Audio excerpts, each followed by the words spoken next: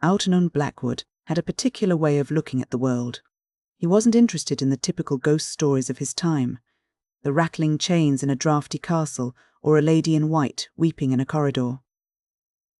Instead, Blackwood was fascinated by the things that hide just beneath the surface of our polite, organized lives. He looked at the thinness of the veneer of civilization and wondered what might happen if that veneer were suddenly stripped away, leaving us face to face with something primal and hungry. His collection, The Empty House and Other Ghost Stories, is a masterclass in this kind of dread. It's a book that asks us to consider whether the monsters we fear are truly external, or if they are just the untamed versions of ourselves, waiting for the lights to go out. To understand this feeling, we have to start with the title story, The Empty House. The story introduces us to Jim Shorthouse, a man who is the embodiment of professional order. He is a secretary, a man of logic and duty, whose job is to navigate the complexities of business and social protocol. His employer, an eccentric man named Jonas B. Sidebotham, sends him on a delicate mission to a remote estate on Long Island. The goal is a bit of a deception. Shorthouse is tasked with delivering certain valuable papers to a man named Joel Garvey. The real purpose, however, is to swap these papers for decoys so that Garvey can cut out his signature and prevent himself from being blackmailed.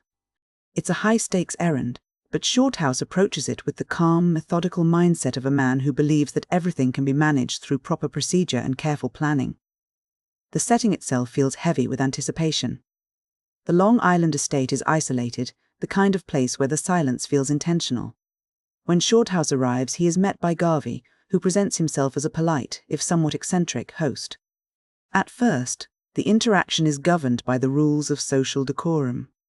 They talk, they dine, they navigate the awkwardness of a business arrangement turned personal. But as the evening progresses, the atmosphere begins to shift. The tension isn't coming from a sudden jump scare, but from a subtle, creeping sense that the reality Shorthouse relies on is starting to fray at the edges. The first sign that something is deeply wrong is a manipulation of time.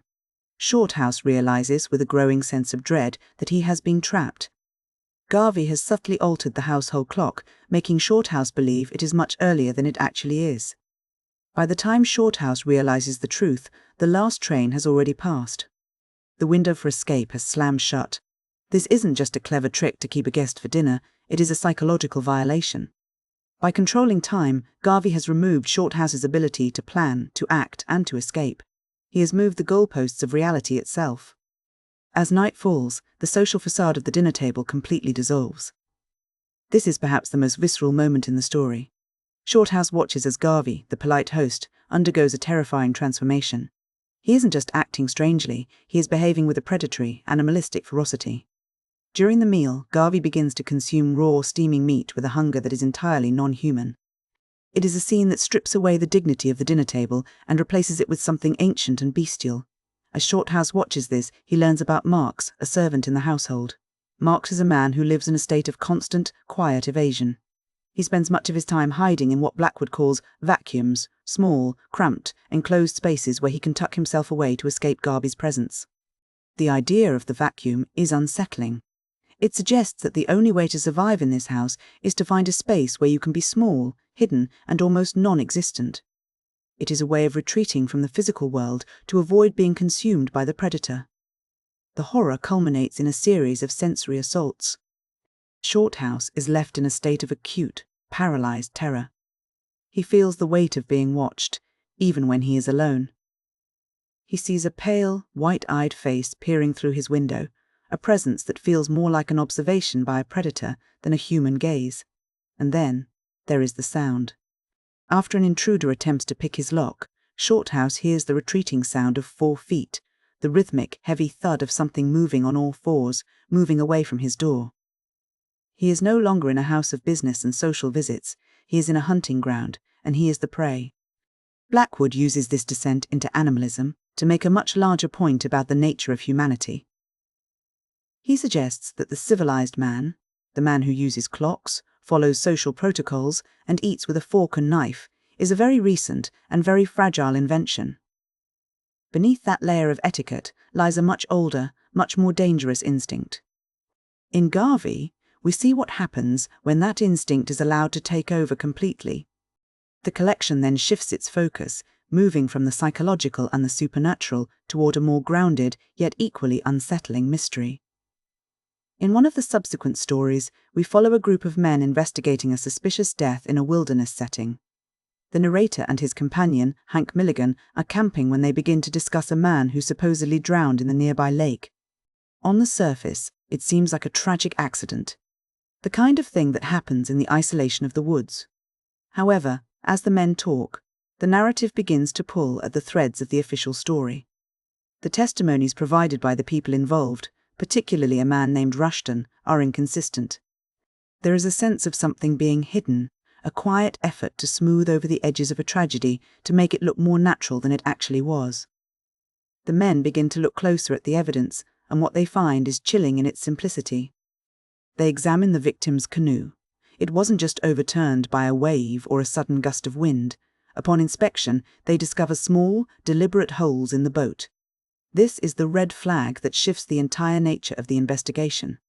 It turns a natural accident into a calculated act of sabotage. The mystery is no longer about a man struggling against the elements, but about a man being hunted by other men. The investigation reaches its climax when they recover the body from shallow water. The reality of the death is far more violent than a simple drowning. The man didn't die because he couldn't keep his head above water. He died because he was struck with a fatal, deliberate wound to the back of the head. The mystery is solved, but the resolution offers no comfort. The horror here isn't a monster or a ghost, but the cold, calculated capacity for human violence. It is the realization that the most dangerous things in the woods aren't the predators in the shadows, but the people standing right next to you. When we step back from these individual stories and look at the collection as a whole, a clear pattern emerges. Blackwood is preoccupied with the concept of the unseen and the unspoken. In The Empty House, it is the unseen predator and the unspoken hunger. In the investigation of the drowning, it is the unseen motive and the unspoken lie. There is a recurring theme of perception versus reality. Whether it is a manipulated clock or a sabotaged boat, the world the characters inhabit is one where the things they see are not necessarily the things that are actually happening. This leads us to the idea of intuition, or what Blackwood often presents as a primal premonition.